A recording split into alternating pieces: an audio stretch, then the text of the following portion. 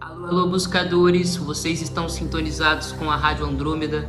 Eu sou seu radialista Aroni, apostos para darmos seguimento aos ensinamentos desse livro aqui, O Sublime Peregrino, do mestre Ramatiz, obra psicografada pelo médium Hercílio Mães. Vamos lá, vamos seguir. Capítulo 2, Jesus e sua descida à terra. Isso aqui é ouro, viu?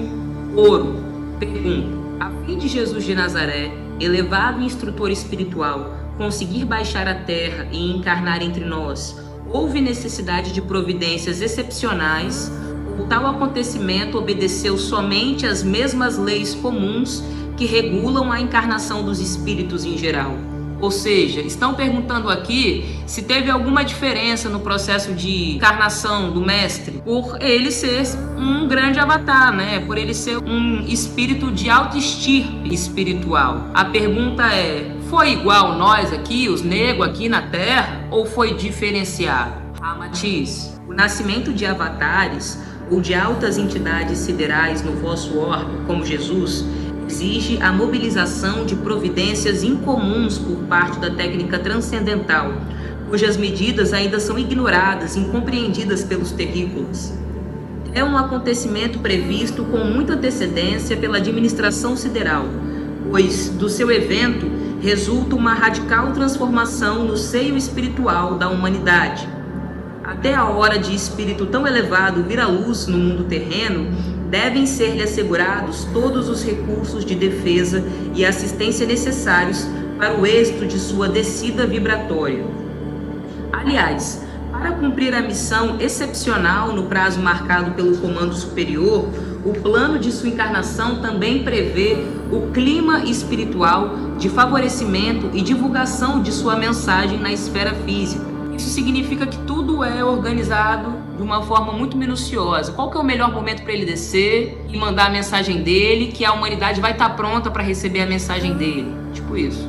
Desse modo, encarnam-se com a devida antecedência espíritos amigos, fiéis cooperadores, que empreendem a propagação das ideias novas ou redentoras recebidas do seu magnífico instrutor em favor da humanidade sofredora. Ou seja, um espírito tão grande assim, ele precisa ser assistido aqui por outros espíritos que também serão preparados para estar com eles aqui no mesmo momento, como foi, por exemplo, João Batista, que desceu antes para trazer os ensinamentos que Jesus viria a ser propagador depois. Maria e José, pais de Jesus, eles tinham que estar aqui para receber o mestre, né? Eles seriam os guardiões do mestre na terra. Os discípulos também tinham que estar aqui para peregrinarem junto do mestre. Então tudo isso é pensado. Quem tem que descer? Quando? Como? Aonde? Jesus foi um avatar, ou seja, uma entidade da mais alta estirpe sideral, já liberada da roda exaustiva das reencarnações educativas ou expiatórias.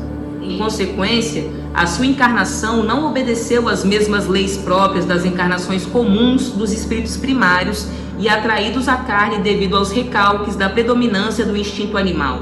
Os espíritos demasiadamente apegados à matéria não encontram dificuldades para sua reencarnação, pois em si mesmos já existe a força impetuosa do desejo impelindo-os para a carne. Isso é importante, gente.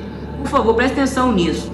Os espíritos demasiadamente apegados à matéria não encontram dificuldades para sua reencarnação, pois em si mesmos já existe a força impetuosa do desejo, impelindo-os para a carne. No entanto, Jesus, o sublime peregrino, ao baixar a terra em missão sacrificial e sem culpas a redimir, para facilitar o seu ligamento com a matéria, viu-se obrigado a mobilizar sua vontade num esforço de reviver ou despertar na sua consciência o desejo de retorno à vida física, já extinto em si há milênios e milênios.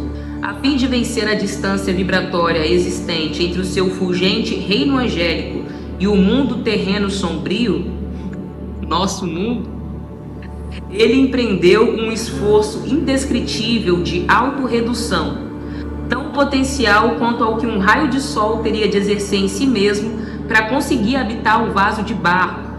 Os espíritos inferiores são arrastados naturalmente pelos recalques dos desejos que os impele para a vida carnal, e assim ligam-se à matriz uterina da mulher obedecendo apenas a um imperativo ou instinto próprio da sua condição ainda animalizada.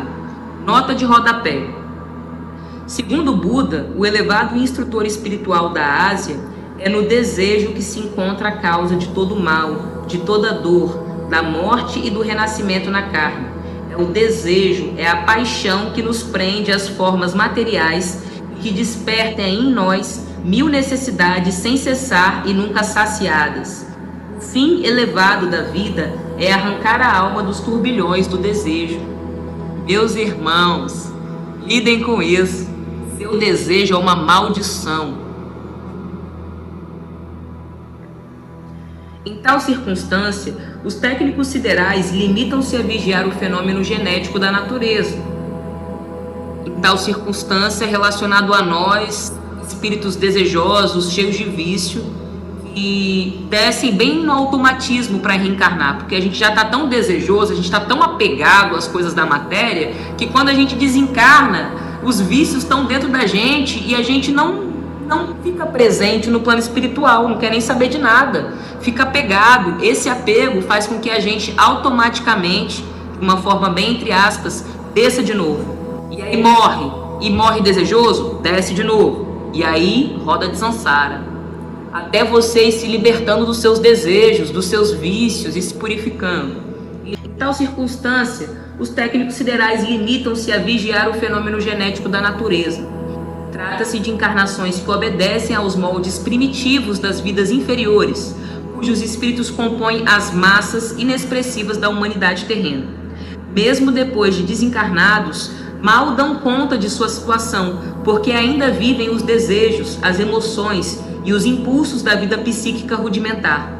Sem dúvida, o Senhor não os esqueceu no seu programa evolutivo, orientando-os também para a aquisição de consciência espiritual mais desenvolvida. No caso de Jesus, tratava-se de uma entidade emancipada no seio do sistema solar, uma consciência de alta espiritualidade, que não podia reajustar-se facilmente à genética humana. Tendo-se desvencilhado há muito tempo dos liames tecidos pelas energias dos planos intermediários entre si e a crosta terráquea, ele precisaria de longo prazo para, na sua descida, para atravessar as faixas ou zonas decrescentes dos planos de que já se havia libertado. E então, para alcançar a matéria na sua expressão mais rude, teve de submeter-se a um processo de abaixamento vibratório perispiritual, de modo a ajustar-se ao metabolismo biológico de um corpo carnal. Jesus não poderia ligar-se de súbito à substância grosseira da carne, antes que a ciência divina lhe proporcionasse o ensejo favorável e as providências indispensáveis para uma graduação de ajuste à frequência comum na Terra. Então, gente, basicamente o Mestre Jesus, para descer aqui, para encarnar, ele teve que passar por uma peia espiritual profunda, porque a sua vibração era tão elevada, era tão alta, era uma vibração angelical. E nós aqui, na terceira dimensão, coitado de nós estamos muito longe dos seres angelicais, perfeito? Então, para um ser daquela dimensão descer para cá, fisicamente encarnar, é peia.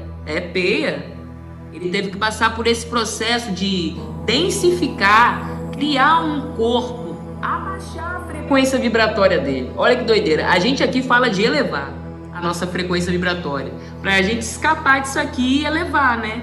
Jesus teve que densificar profundamente a sua frequência vibratória para ocupar um corpo de carne e osso. Iremos ler sobre isso no próximo vídeo do canal. Então é isso, gratidão. Vocês estão sintonizados com a Rádio Andrômeda. Eu sou seu radialista Aroni. Namarie, câmbio desligo.